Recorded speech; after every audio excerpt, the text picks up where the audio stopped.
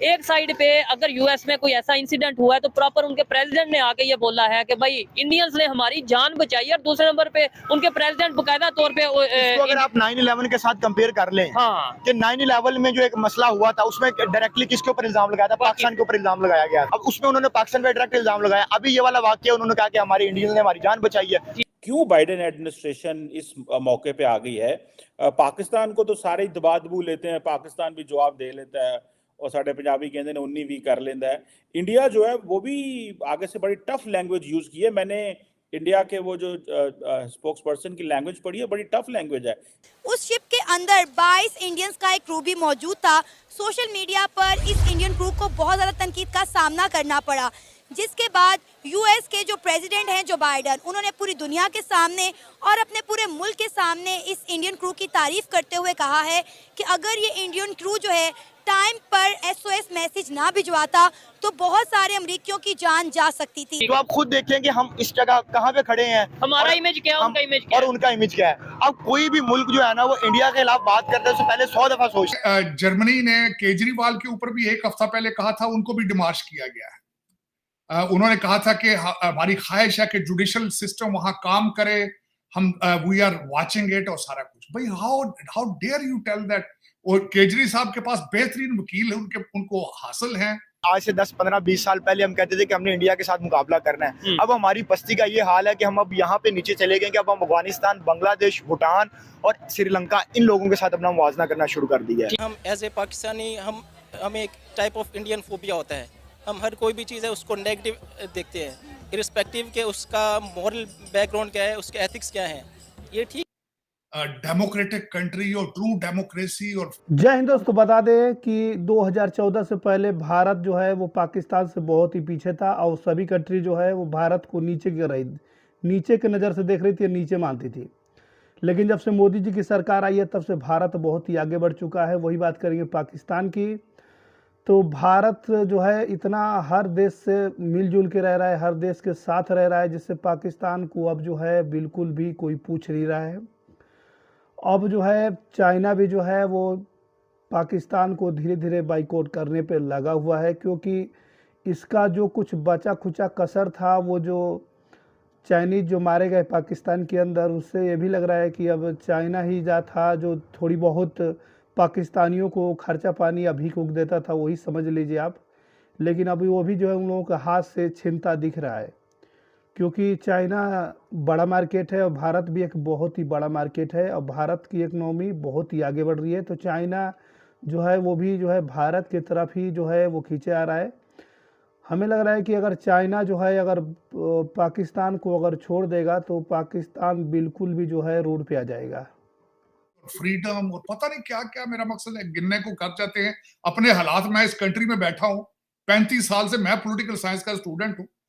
ना यहाँ जमहूरियत है, ना फ्रीडम है, ना प्रेस है, यहाँ पे कुछ भी नहीं है। मुझे पूछे, मैं किताब लिख देता हूँ इस चीज पे। है, अगर एक इंसिडेंट हुआ वो तो किसी के साथ भी हो सकता है। It was Indian, it may be a Pakistani और फिलिपिन, कोई भी नेशन हो सकती है। तो जैसा कि अगर फैक्ट्स एंड फिगर ये बता रहे हैं कि एसओएस मैसेज डिलीवर किया गया है, इट्स राइट, एक अच्छा एस्पेक्ट। इंडियंस के ऊपर बहुत ज्यादा टैक्स किए जा रहे थे कि भाई इंडियंस की वजह से ये हमारा नुकसान हो गया। लेकिन जो बाइडेन ने आके फ्रंट से लीड करते हुए वहाँ पे आकर उन्होंने स्टेटमेंट दी और क्लियर कर दिया। और उसी तरह पाकिस्तान के अंदर एक वाकया हुआ कि 5 चाइनीज जो हैं वो उनको एक्सीडेंट हुआ, चाहे जान गई उनकी 5 लोगों की। और लेकिन चाइना की तरफ से हालांकि हमारा चाइना ब्रदर मुल्क हम उसको कहते हैं, और पाक चीन दोस्ती जिंदाबाद शुरू से हम सुनते आ रहे हैं, लेकिन वहां से कोई ऐसी स्टेटमेंट नजर नहीं आई कि जिससे बंदा ये कह सके कि चाइना का जो प्रेसिडेंट है उसने कोई ऐसी स्टेटमेंट दी। वो तो यही समझ रहे हैं कि ना पाकिस्तान की वजह से जो है वो इस तरह के मसाइल हुए। उधर से तो प्रॉपर चाइना की तरफ से ये स्टेटमेंट ऐसी हमें सुनने को मिली है। हमारे पाकिस्तान के मीडिया पे ये चल रहा है कि चाइना नाराज हुआ है इस बात पे, बकायदा उन्होंने नाराजगी का और इस तरीके से गुस्से का इजहार किया है कि, और ये भी सुनने में आ रहा है कि शायद वो अपनी सिक्योरिटी, अपने लोगों की सिक्योरिटी के लिए अपनी एजेंसी, अपनी फोर्सेज के लोग भेजेंगे यहाँ पे। और ये देखें पाकिस्तान के लॉ एंड ऑर्डर के लिए कितनी ज्यादा ये हैरानकुन बात है कि अगर वो अपनी फोर्सेज यहाँ पे चाइनीज आर्मी यहाँ पे आ जाए। देखें कि पाकिस्तान, इसका मतलब है कि पाकिस्तान के अंदर अंदर जो लॉ एंड ऑर्डर की सिचुएशन है वो बहुत ज्यादा खराब है। और फिर इस तरह तो हम लोगों को जो बाहर की इन्वेस्टमेंट है वो तो पाकिस्तान में ऐसे नहीं आ सकती अगर हम ये देखेंगे कि सिक्योरिटी के मसाइल भी पाकिस्तान के बेहतर नहीं है। नहीं, उसमें तो फिर ये हो जाएगा ना, लेट्स सपोज चाइना कहेगा, अगर ऐसा होता है कि चाइना कहेगा कि हम अपने लोगों की सिक्योरिटी के लिए अपने ही लोग भेजेंगे, कल को अगर यूएस यहाँ पे कोई इन्वेस्टमेंट करना चाहेगा वो भी ये कह देगा कि ठीक है भाई, हमारे जो लोग हैं उनकी सिक्योरिटी के लिए हम अपने लोग भेजेंगे। रशिया कहेगा हम अपने, यानी कि यहाँ पे जो भी कंपनी आएगी मल्टीनेशनल वो साथ अपने कंट्री की सिक्योरिटी भी लेके आएगी। तो कैसा लगेगा, इधर इंडियन आर्मी, इधर क्या नाम लेते हैं चाइनीज आर्मी, इधर रशियन आर्मी, इधर यूएस आर्मी फिर रही होगी साथ साथ। देखिए हमारा बजट, देखिए हमारा कितना ज्यादा बजट है जो हम सिक्योरिटी के ऊपर यूज कर रहे हैं, चाहे वो हमारी पुलिस है, चाहे वो हमारे इदारे हैं, चाहे वो हमारी फौज है। तो लेकिन अगर बाहर से लोग जो आते हैं उनको सिक्योरिटी फराहम नहीं कर सकते तो सवालिया निशान तो उन सिक्योरिटी इदारों के ऊपर है ना कि वो हमसे तनख्वाहें, सरकार से तनख्वाहें किस बात की ले रहे हैं। और दूसरा, पॉलिसी मेकर्स को भी इस बात की तरफ देखने की जरूरत है कि वो क्यों इतनी ज्यादा पैसे लगा रहे हैं हम अपनी सिक्योरिटी के ऊपर, कि हम बाहर से जो लोग आते हैं उनकी सिक्योरिटी नहीं कर पा रहे। और दूसरी तरफ जो बाइडेन जो स्टेटमेंट दी है ये बहुत बड़ी स्टेटमेंट है, क्योंकि ये स्टेटमेंट कोई और बंदा भी आके दे सकता है। नहीं, इसमें ये है ना कि आज से अगर 10 साल पहले की बात की जाए तो यूएस में रेसिज्म के 10 साल क्या 5-6 साल पहले भी ये ऐसी स्टेटमेंट हमें देखने को मिलती थी। इंडिया को थर्ड वर्ल्ड कंट्री, पाकिस्तान तो अभी भी थर्ड वर्ल्ड कंट्री कहा जाता था, समझा जाता था। लेकिन अब जो सोच बदली है, उस सोच बदलने की रीजन क्या हो सकती है? जर्मनी ने केजरीवाल के ऊपर भी एक हफ्ता पहले कहा था, उनको भी डिमार्श किया गया है। उन्होंने कहा था कि हमारी ख्वाहिश है कि जुडिशल सिस्टम वहां काम करे, हम वी आर वाचिंग इट और सारा कुछ। भाई how dare you tell that. और केजरी साहब के पास बेहतरीन वकील है, उनको हासिल है, जुडिशल प्रोसेस अपना टाइम ले रहा है। और अगर वो करप्शन में इन्वॉल्व है, this is their internal matter, who you are to begin with to poke things. बल्कि खुद मैं समझता हूं कि उन्होंने उनके ऊपर, खुद जर्मनी के ऊपर एलिगेशन है कि राइट विंग पार्टी को बैन करने के चक्कर में फिर रहे हैं।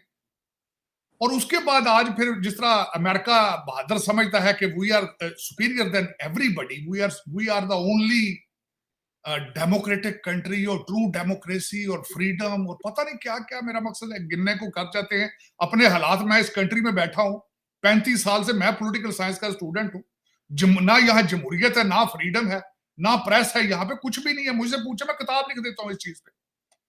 और चीमा साहब, मैं बड़ा खुश हूं कि इनको स्टेटमेंट देनी। इन्होंने आज से हफ्ता पहले वो मैथ्यू मिलर और ये व्हाइट हाउस की ब्रीफिंग होती है ना, इसमें कोई जवाब नहीं देते वो, बिल्कुल। मैं बड़ा ऑब्जर्व करता हूं इनको, हर चीज पॉलिटिकल करेक्टनेस के हवाले से जवाब देना, ये और वो। किरबी साहब एक टोपी ड्रामा है, इधर से उधर सब से। लेकिन उन्होंने इनके सिटीजन एक्ट के ऊपर पहले पिछले हफ्ते उन्होंने इतराज किया था, जिसको इंटरनली ही किसी तरीके से जवाब दिया, फिर then he went to the back foot. अब इन्होंने केजरीवाल के हवाले से फिर किया है, जिसपे मैं बहुत खुश हूं कि इन्होंने भारत की इंटरनल अफेयर मिनिस्ट्री ने इसको बुला के 40 मिनट उसको जवाब दिया है। और खासकर जो मेरी इंफॉर्मेशन के हिसाब से 3 आगे से उन्होंने जवाब देने में 3 पॉइंट रखे गए कि आपके अंदर, मुल्क के अंदर अबॉर्शन के हालात क्या है। दूसरा कहा गया है कि बच्चे बॉर्डर पे लाके आपने केजेस में रखे हैं। और तीसरा, डोनाल्ड ट्रंप साहब के साथ आप क्या कर रहे हैं। अपने खुद देखो ना, जमहूरियत तुम्हारे अंदर किस तरह काम कर रही है। तुम्हारी पहले अनइलेक्टेड रूलिंग एलीट ने पहले डोनाल्ड ट्रंप को तो बैलेट से दूर रखने की कोशिश की है। अब आपकी वही अनइलेक्टेड रूलिंग एलीट जो है वो फाइनेंशियली उसको बैंकरप्ट करना। फिर पाकिस्तान इतना नीचे आ जाएगा, पाकिस्तान को कोई पूछेगा नहीं। सोचिए, पूरी दुनिया तो पाकिस्तान को छोड़ ही दिया था, पाकिस्तान को कोई पूछ ही नहीं रहा है। आप लोगों को मालूम होगा, आप बोल रहे हैं कि मोदी ने हम लोगों को बहुत ही ज़्यादा जो है वो नीचे गिरा दिया, जिससे हम लोगों का स्तर बिल्कुल ख़त्म हो गया। क्योंकि चाइना तो पाकिस्तान के साथ जुड़ा था, लेकिन जिस तरीके से पाकिस्तान के अंदर जो है 4 से 5 इंजीनियर जो है पाकिस्तान में मारे गए चाइना के लोग, उससे चाइना भी जो है अब अपना कदम पीछे हटा लेगा। तो आखिर में पाकिस्तान का होगा क्या, ये सोच के पूरे पाकिस्तान के जर्नलिस्ट जो है वो परेशान हो चुके हैं।